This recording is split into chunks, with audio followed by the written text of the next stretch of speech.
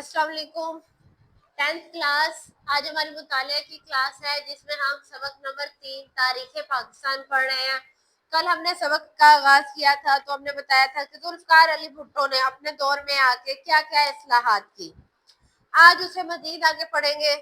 तो आइन की इस्लाहात सबसे पहले उन्होंने, कल हमने जितना भी किया वो सारा उसमें था सन्नती इस्लाहात, ज़राई इस्लाहात, तालीमी इस्लाहात, सेहत से मुतल्लिक माशी और माशरती। आज अगर हम बात करें तो हम आइन की बात करेंगे। किसी भी मुल्क को बनाने के लिए उसका एक आइन बनाना बहुत जरूरी है। आइनी इस्लाहात की बात करें तो जुल्फकार अली भुट्टो के दौर में पाकिस्तान का मुत्तफक्का आइन जो 1973 नाफिज किया गया, इस दौर की आइनी तरमीम दर्ज झेल है। इसमें जो तब्दीलियां आई वो ये हैं। पहली तरमीम 1974, पहली तरमीम में चारों सूबों की हद के तायन के अलावा फाटा को भी पाकिस्तान का हिस्सा करार दे दिया गया। एक तो उन्होंने चारों सूबों की हद मुकर्रर कर दी, उसके बाद उन्होंने फाटा को भी पाकिस्तान का हिस्सा करार दे दिया। दूसरी तरमीम जो 1974 में हुई है, दूसरी तरमीम में कहा गया कि नबूवत का झूठा दावा करने वाला या खुद को आप सल्लम या आखिरी नबी मानने वाला हरगिज़ मुसलमान नहीं होगा। दूसरी तरमीम ये थी। तीसरी आईनी तरमीम में हर वो शख्स जो पाकिस्तान की सालमियत को नुकसान पहुंचाएगा मुल्क का दुश्मन करार दिया जाएगा। सबसे पहले उन्होंने कहा कि सूबों की हदूद मुकर्रर कर दी और फाटा को भी पाकिस्तान का हिस्सा करार दे दिया। दूसरे में उन्होंने नबूवत का झूठा दावा करने वाले या खुद को हज़रत मोहम्मद सल्लल्लाहु अलैहि वसल्लम या उनकी जगह कहने वाले को मुसलमान होने के दायरे से निकाल दिया। तीसरी उन्होंने ये की कि जो भी पाकिस्तान की सालमियत को या पाकिस्तान को नुकसान पहुंचाने की कोशिश करेगा उसे हम अपने मुल्क का दुश्मन करार दे देंगे। चौथी तरमीम जो उन्होंने की उसके जरिए उन्होंने अकलियतों के लिए कौमी असम्बली में 6 नशिस्तों का इजाफा किया। इससे पहले जो जितने भी अक्सरियत है उन सब के लिए तो नशिस्तें थी, उनको सबको हकूक दिए गए।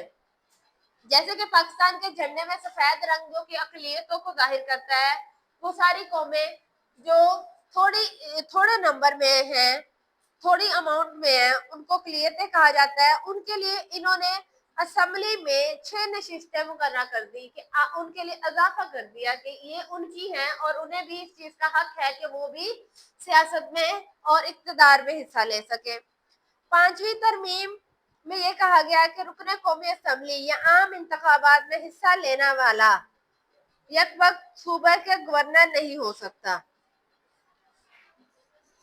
एक ही आदमी क्या कहते हैं, सूबे का गवर्नर नहीं हो सकता जो रुकने असेंबली में भी हिस्सा ले। छठी तरमीम में सुप्रीम कोर्ट के चीफ जस्टिस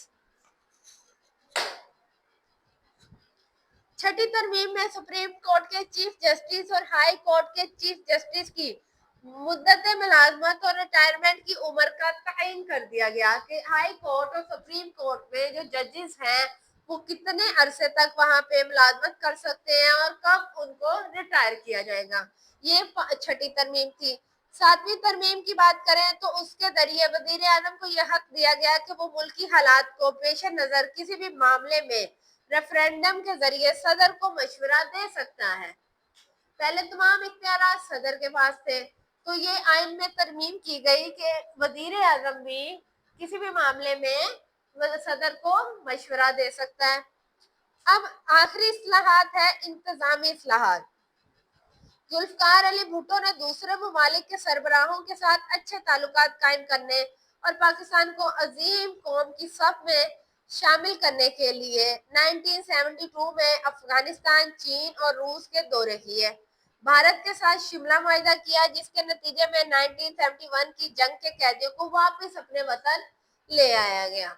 जो पाकिस्तानियों के साथ पाक भारत में जंग हुई थी, पाक और भारत की दोनों की 1971 की, उसमें उन्होंने जितने भी कैदी थे उन सबको वापस अपने मुल्क में लाया गया। भुट्टो हुकूमत ने सिविल सर्विस ऑफ पाकिस्तान के ढांचे और पुलिस के निजाम में इस्लाहात की। उसके अलावा इन्होंने 1974 में लाहौर में इस्लामी सरबराही कॉन्फ्रेंस का न सिर्फ इनकाद किया बल्कि मुस्लिम उम्मा के इत्तेहाद के लिए گراں قدر خدمات بھی انجام دی۔ 5 فروری کو یوم کشمیر کے طور پر منانے کا فیصلہ کیا گیا۔ کشمیر جو کہ ہمارا حصہ ہے، ہم سے الگ ہو گیا، ان کے ساتھ یکجہتی کرتے ہوئے 5 فروری کو ہم نے یوم کشمیر کا دن مناتے ہیں، جسے ہم اس چیز کا اظہار کرتے ہیں کہ ہم کشمیر کے ساتھ ہیں۔ اس کے علاوہ پاکستانی قوم کو شناخت دینے کے لیے شناختی کارڈ بنانے کا آغاز کیا گیا۔ یہ وہ تمام اقدامات ہیں جو ذوالفقار علی بھٹو نے اپنے دور میں کیے۔ کل ہم جنرل محمد ضیاء الحق کا دور پڑھیں گے۔ آج کے لیے اتنا کافی ہے۔ اللہ حافظ۔